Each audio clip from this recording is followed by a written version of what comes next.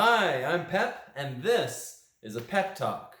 Now, tomorrow I'm going to Gen Con, so today we're going to talk about Gen Con. Specifically, convention and travel in general, and what I think are some good ideas. First up is be prepared, but not over-prepared. For example, it's likely that you're going to want to play a game while you're there, and maybe you'll want to play something that you've brought yourself. Maybe bring like 1 to 3 games that you absolutely know that you're going to enjoy. For example, I'm bringing The Mind. Now I'm bringing this because people always seem to enjoy whenever it gets played, and I just imagine it's pretty easy to teach to a group, and you don't even need to do a lot of talking, so you can play it in a busy, loud convention. Also make sure to bring pencil, paper, notepad, anything that you generally would want to have with you in this kind of situation.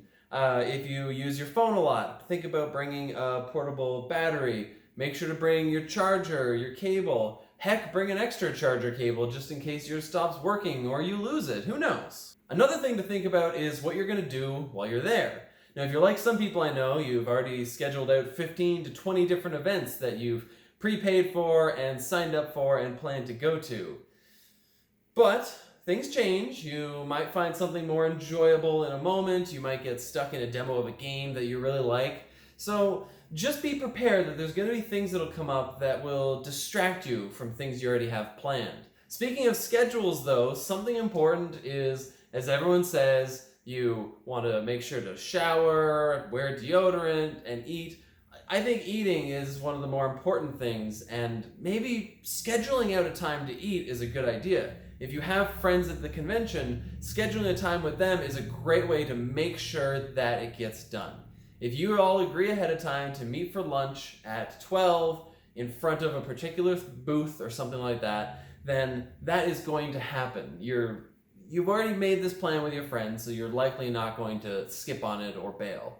And that means that you will be getting nutrition during the day. And that's important, because even if it feels in the moment like you don't need it, you really do. And stay hydrated. Storage is also important. Whether you have a backpack or just a large bag that you can carry games with as you go along, it's really important to have something so that you're not just carrying around a big pile of games in the convention hall. Now, the one good thing is that a lot of the bigger publishers will give out these giant bags along with their game. So if you get one of those, you can stick a lot of other games into the bag. But if your load gets too heavy to the point where it's straining your arm to carry it, don't keep doing that. Get that load somewhere else. Get it back to your hotel room if you can. Maybe find some storage solution, some room that it's okay to put it in. If you have a friend who's running a booth, maybe you're able to store it back there. I don't know, just don't strain yourself the entire day because you have all these games with you. Put them somewhere. Getting lots of rest is very important as well. You shouldn't be up all night doing something. Make sure to get some amount of sleep. And if you are up late, try to sleep in a little bit. It's not super important that you get to the hall every morning at 10 a.m. Mind you, this is coming from someone who usually only sleeps 3 to 4 hours a night. But don't do that. It's a bad idea. And my final piece of advice is to explore. You're going to go there knowing some things that you're looking for. Again, you might have events scheduled. Even when you go to the dealer hall, you're basically going to 4 or 5 different booths that you already pre-know you're interested in. But do more than that. Explore a little bit. Walk down some of the aisles you maybe haven't gone to before. I really suggest going through the art district. There's a lot of cool art there. And while you might not necessarily be able to take it home, it's a good experience to see and know, and if you see a lot of art that you enjoy, next year you might think about bringing some sort of a storage solution for that. And there's lots of other cool little crafts. Last year I bought a cloak when I saw it, because even though I had 0 plans ahead of time of buying it, as soon as I saw that cloak I thought, yeah, this looks cool.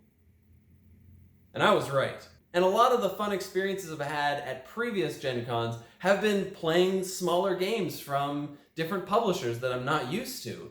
There's a lot of little gems hidden out there if you find them, so again, feel free to explore. Well, I better get back to packing, but thanks for watching my pep talk. If you have any questions or comments, leave them below in the comments. If you happen to see me at Gen Con, Give me a wave, a handshake,